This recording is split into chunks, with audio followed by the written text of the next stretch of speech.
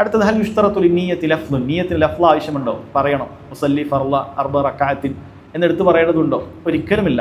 എന്തുകൊണ്ടാണ് ഒരിക്കലുമില്ല എന്ന് പറയുന്നത്? കാരണം നിയ്യത്തിൻ്റെ ഇത്രയും പ്രാധാന്യം പഠിപ്പിച്ചു തന്ന നബി സല്ലല്ലാഹു അലൈഹി വസല്ലം ഒരിക്കൽ പോലും ഒരു നിസ്കാരത്തിനോ ഒരു ഇബാദത്തിനോ നിയ്യത്ത് ചൊല്ലി പറഞ്ഞതായിട്ട് സ്ഥിരപ്പെട്ടിട്ടില്ല. സ്വഹാബികൾ ഒരാളും അങ്ങനെ ചെയ്തതായി സ്ഥിരപ്പെട്ടിട്ടില്ല.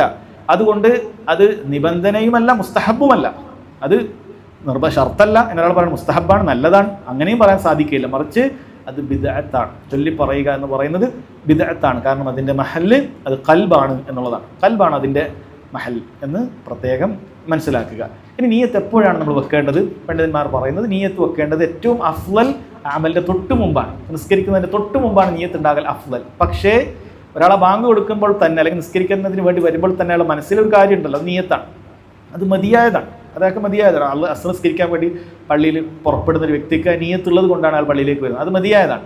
പക്ഷേ നിസ്കാരത്തിൻ്റെ തൊട്ട് മുമ്പ് ഒന്നുകൂടി അയാളുടെ മനസ്സിലേക്ക് കൊണ്ടുവരാൻ സാധിക്കുമെങ്കിൽ അത് അഫ്ളലാണ് എന്ന് പണ്ഡിതന്മാർ പറഞ്ഞിട്ടുണ്ട്. പക്ഷെ അതെന്തല്ല, നിയ്യത്തിൻ്റെ നിബന്ധനയല്ല, അതിൻ്റെ തൊട്ട് മുമ്പ് തന്നെ വെക്കണം എന്നുള്ളത്. നേരത്തെ തന്നെ അയാൾക്ക് മനസ്സിലുണ്ടാകാം.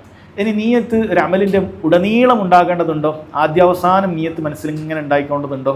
അതിൻ്റെ ആവശ്യമില്ല. അത് നല്ലതാണ്, അഫ്ളലാണ് എന്ന് പറയുന്നുണ്ട് പണ്ഡിതന്മാർ. പക്ഷേ ഒരാൾക്ക് തുടക്കത്തിൽ തന്നെ ഒരു നിയ്യത്ത് ഉണ്ടെങ്കിൽ അത് മതിയായതാണ്. പക്ഷെ അതിനിടയിൽ എപ്പോഴെങ്കിലും നിയ്യത്ത് മുറിക്കുക എന്നുള്ള ഒരു ചിന്ത ഒരാൾക്കുണ്ടായാൽ, അമൽ മുറിക്കുക എന്നുള്ള ചിന്ത ഒരാൾക്കുണ്ടായാൽ അത് നിയ്യത്തിനെ ബാധിക്കുന്നതാണ്. നിസ്കാരത്തിൻ്റെ ഇടയിൽ ഞാൻ നിയ്യത്തിനെ മുറിക്കുകയാണ്, ഞാൻ നിസ്കാരം മുറിക്കുകയാണ്, എണീറ്റ് പോവുകയാണ്, ഒരാൾ കരുതി കഴിഞ്ഞാൽ നിസ്കാരം ബാത്തിലായി പോകും. വളരെ ഗൗരവമുള്ള കാര്യമാണ്, അങ്ങനെ ചെയ്യാൻ പാടില്ല. നോമ്പൊക്കെ അങ്ങനെ തന്നെയാണ്. ഒരാൾ മനസ്സുകൊണ്ട് ഞാനിത് ഒഴിവാക്കുകയാണെന്ന് ഉറപ്പിച്ച് കരുതിയാൽ അത് ബാത്തിലായി പോകും. അതിൽ വസ്വാസം ഉണ്ടാകേണ്ട ആവശ്യമില്ല, പക്ഷേ ശ്രദ്ധിക്കേണ്ട കാര്യമാണ്.